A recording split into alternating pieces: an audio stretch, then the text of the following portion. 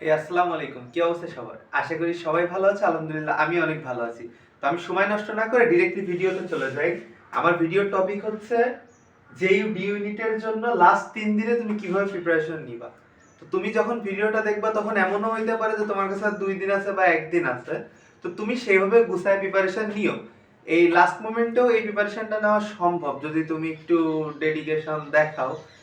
হ্যাঁ, I know একটু tough, but চেষ্টা করে দেখো লাস্ট মোমেন্টে কি হয়। ওকে, তো আমি যতদূর জানি 23-24 এই 2 দিন হচ্ছে তোমাদের ডি ইউনিটের এক্সাম।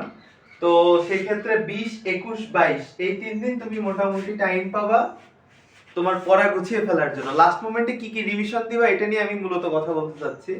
তো এখন খুবই প্রিসাইজ পড়াশোনা করতে হবে। এখন ওই সারা দুনিয়া খুঁজে বের হয়ে পড়াশোনা করে লাভ নাই, ঠিক আছে? তো তোমাকে খুঁজে বের করতে হবে যে কোন কোন অংশ থেকে তুমি পড়বা, ঠিক আছে? তো দেখো, খুবই প্রিসাইজ কথাবার্তা বলবো, বাড়তি কথা বলবো না।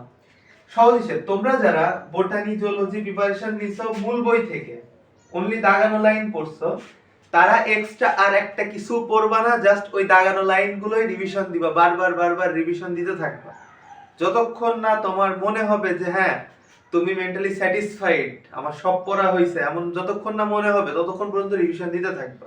ওকে, তো যেহেতু ডিএনএ প্রিপারেশন নিছো তো এই দাগানো লাইন পড়া আছে আমি জানি। আর যারা মেডিকেল প্রিপারেশন নিছো তাদের জন্য তো এগুলো কোনো ব্যাপারই না, জাস্ট রিভিশন, জাস্ট রিভিশন। যারা একান্তই দাগানো লাইনগুলো পড়নি তারা নতুন করে দাগানো লাইন পড়তে গেলে একটু ঝামেলায় পড়বে। সেই ক্ষেত্রে আমি বলবো তারা একটু মেডিকেলের যে কোনো একটা বায়োলজির বই নিয়ে পড়া শুরু করো, ঠিক আছে? এইটা কেন বলতেছি, ওইখানে বিভিন্ন চার্ট আকারে সহজ করে ছন্দ আকারে দেওয়া থাকে। যদিও 3 দিনের মধ্যে এটা করা অনেক টাফ, বাট তোমাকে চান্স পেতে গেলে একটা সিট যদি দখলে আনতে হয় তো এটা করা লাগবে। এখানে আসলে আমার কিছু করার নাই।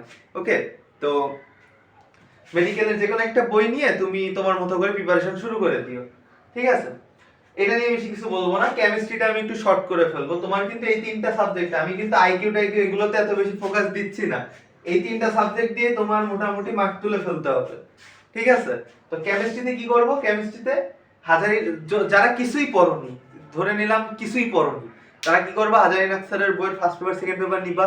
ওইখানে যে এমসিকিউ গুলো আছে ওগুলো টানা মুখস্থ করবে, ঠিক আছে? এমসিকিউ জাস্ট টানা মুখস্থ, কিছু করার দরকার নেই, এক্সট্রা কিচ্ছু করার দরকার নাই। তোমার আগে কিছু পড়া নেই, এখন সব বই খুলে বসলে তো লাভ নাই, তাই না? তো জাস্ট সিম্পলি যা ওই হাজারি নাকসারের বইয়ের এমসিকিউতে যা যা আছে ওইগুলোই আনা, ঠিক আছে? ওর বাইরে কিছু লাগবে না। আর যাদের মনে হয় যে হ্যাঁ আমার প্রিপারেশন তো বেশ ভালোই আছে, আমি তো পড়ছি আগে, তারা একটা কাজ করতে পারো। ওই যে রেটিনার একটা বই আছে না, যেটাই হচ্ছে তোমার অনুশীলনী এমসিকিউ সবগুলো একসাথে মার্চ করা থাকে, বিভিন্ন বই বিভিন্ন রাইটারের বই মার্চ করা থাকে, ওইটা পড়তে পারো। এটা বেশ কাজে দেবে এই ক্ষেত্রে আমি বলবো।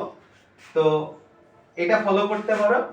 আর বাদ বাকি যে সাবজেক্ট গুলো আছে বা যেই মার্কস গুলো তোমার পাওয়া দরকার, অল্প কিছু মার্ক পাইলেও তো লাভ, তাই না?